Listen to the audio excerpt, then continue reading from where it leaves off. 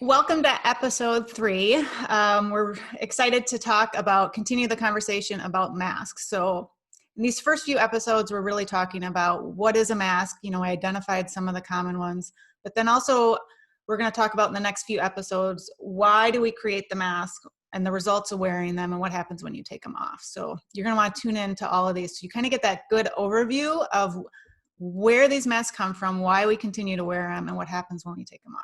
But today we're talking about why do we create these masks. So as we mentioned in the previous episode, we aren't born with these masks. They start to come into play. And the ego is a big part of that. And we'll talk more about that. But we're going to start off today. It seems like we're starting to really like how this is unfolding and sharing a quote. It kind of like sets the stage for each episode. So today's quote is from Steven Pressfield. It's from his book, The War of Art. Highly recommend it. It's a fantastic book. And this is from his chapter, The Ego and the Self. So it's the ego and the self. The fight is between the two. The self wishes to create, to evolve. The ego likes things just the way they are. What is the ego anyway? And then he talks a little bit more, but then it comes back to the ego's job is to take care of business in the real world. It's an important job. We couldn't last a day without it. But there are worlds other than the real world, and this is where the ego runs into trouble. So if you want to think about the ego as the mask that you wear, and then the self is our inner knowing, our authentic self. And when we take off those masks, that's what can start to shine, and we can bring our light out into the world. And it's the power and the ebb and flow between the ego and the self. And the reason we like that quote was it just kind of defined it a specific way of these masks are protective, and we were talking before we hit record for this episode about we're all living in quarantine with coronavirus right now. And so we're physically, when we go out into the world, we physically are now being asked to wear a cloth mask, a paper mask, whatever, a physical mask on top of your face. And so now we have this physical reminder when we look in the mirror that we're wearing a mask at all times. And so we're going to invite you to think about the mask that you're actually wearing beneath the physical mask when you're out in the world. And Kim's going to touch a little bit more on that with something else that we talked about. So I'm going to pass it over to Kim to share. Yes. So we referenced earlier in a different episode about Lewis House. So he wrote the book, The Mask of Masculinity. And he puts in his chapter the definition of mask. It's a noun, a cover or partial cover for the face used for disguise. Something that serves to conceal or disguise, pretense, cloak. And that's the one the second half of that is what we're zeroing in on. So, and here's a different way of looking at it as well. So we talked in episode 2 about the different types of masks. And now we're mentioning about how the ego is created to protect the inner child. So here's an example or a story, because I feel like we learn best by stories. So when I was very young, around probably the age of 6 or 7, I didn't know it then, but I can name it now, that I developed the mask of rescuer. And the reason why I did that is because I grew up in a home where there was a lot of suffering and a lot of pain. And being an empath, even back then, I was always super sensitive. That is my essence. That's who I am and who I was. I'm very tuned into how other people are feeling. I can feel their experiences as if they're happening to me as well. So that's a good thing because it makes me a caring and kind person, but it can also be, there's a dark side to that because then I carry that pain and I carry that suffering. So even at the age of 7 or 8, I felt as if I had to protect and rescue and save my family members. Whenever there was an argument or whenever there was crying or screaming going on, I had to, here's another role, be the peacemaker. Right. I remember wanting to, at a very young age, I wanted to get the whole family into therapy because I just wanted to make everyone better. And I would want to wave my magic wand and just make Mm-hmm. the pain go away.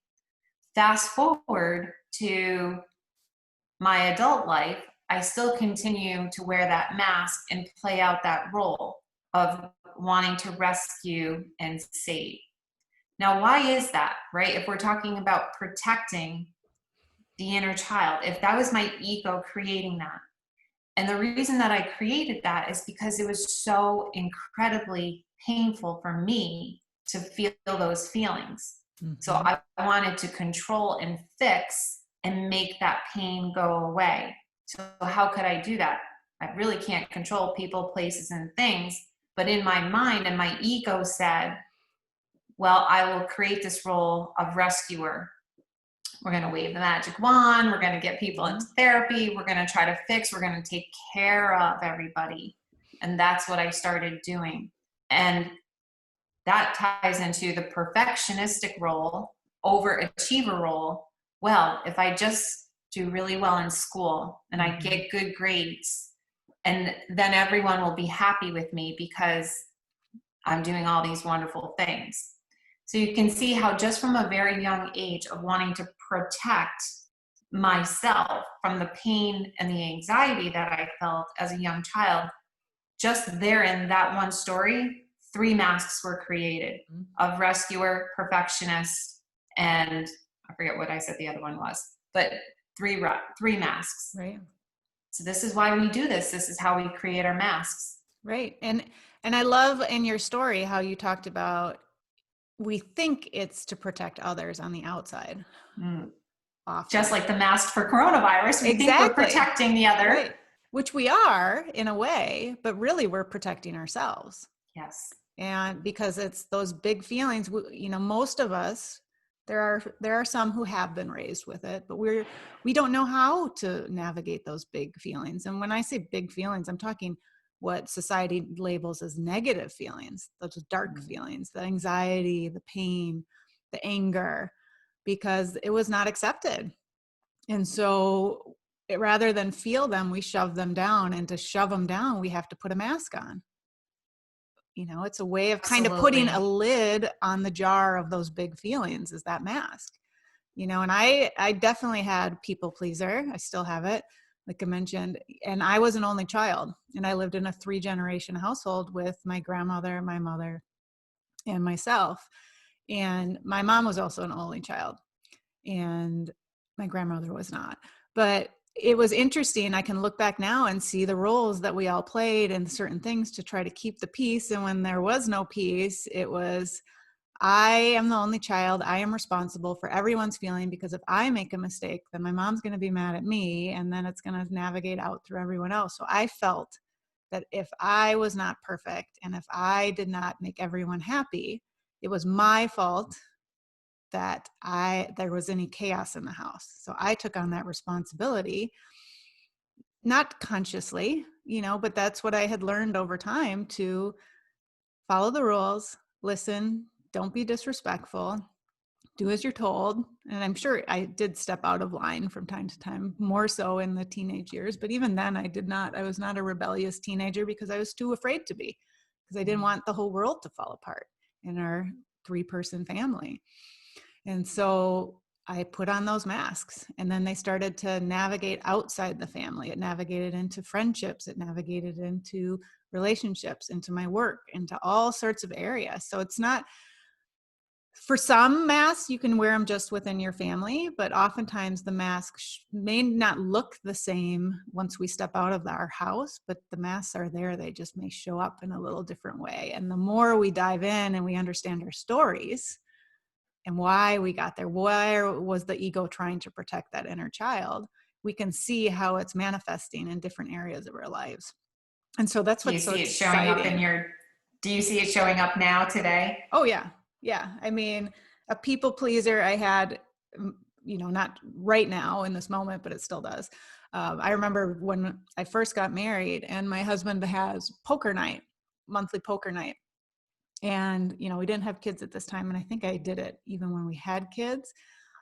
I was the dutiful wife, and I would make fresh baked chocolate chip cookies or some sort of treat for these grown men coming into our home to make cookies. And so it was like, oh, she takes care of us. She does all this. So it's like mothering and people pleasing and perfection. I'm the perfect wife because I feed these adult grown men cookies while they're playing poker. I mean, I look back at that and eventually I stopped because I realized, like, why am I doing this?